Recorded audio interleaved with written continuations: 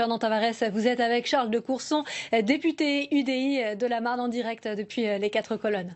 Alors, grand spécialiste évidemment du monde des finances, lui-même inspecteur des finances, vous connaissez Bercy par cœur et vous avez entre les mains la déclaration de situation patrimoniale de M.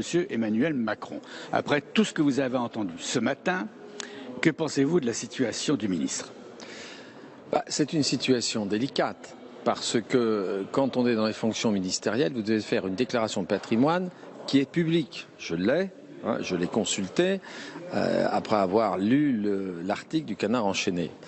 Et il y a plusieurs problèmes dans cette déclaration. Il y a la sous-évaluation d'un certain nombre de biens, dont un appartenant à sa femme, qui est au Touquet, une villa au Touquet, qui a été fortement redressée, et puis il a son appartement de Paris. Bon, ça c'est la première question. Alors c'est pas le premier, puisque tous ceux qui ont fait des contrôles sur les déclarations d'ISF constatent que pratiquement tout le monde a tendance à sous-évaluer, puisque c'est en général des tiers d'ailleurs qui font, des cabinets spécialisés qui font la déclaration.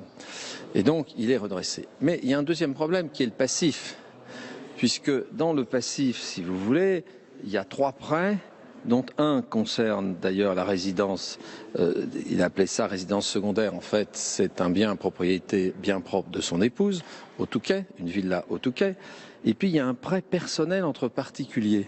C'est assez bizarre, un prêt de 550 000 € sur 120 mois dans sa déclaration qui a été fait en 2007 et qui est remboursable à encore 100 000 € en 2017 et 100 000 € en 2022, plus intérêt capitalisé. Mais qui a fait un prêt de 550 000 € entre particuliers avec pas de paiement d'intérêt, les intérêts étant repoussés? Enfin, c'est assez étonnant. Il faut que le ministre s'explique.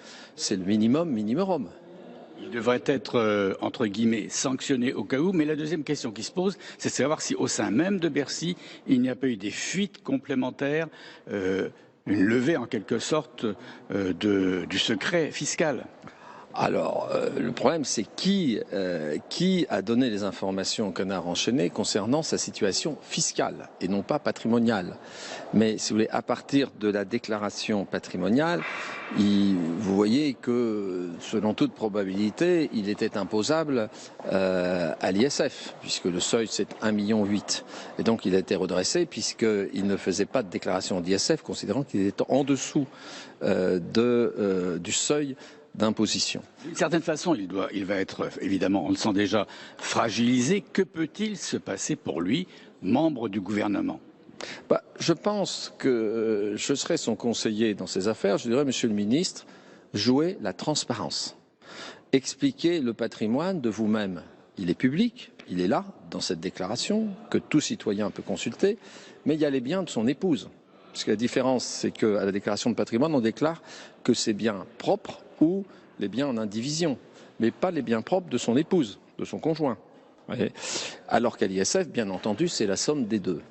Et donc je pense qu'il devrait faire une conférence de presse en expliquant aux journalistes point par point quel est son ISF. À sa place, moi je rendrai publique ma déclaration d'ISF en disant voilà le patrimoine de ma famille. Merci beaucoup Charles de Courson. Écoutez, peut-être que le ministre, M. Macron, a entendu votre invitation. La suite nous le dira.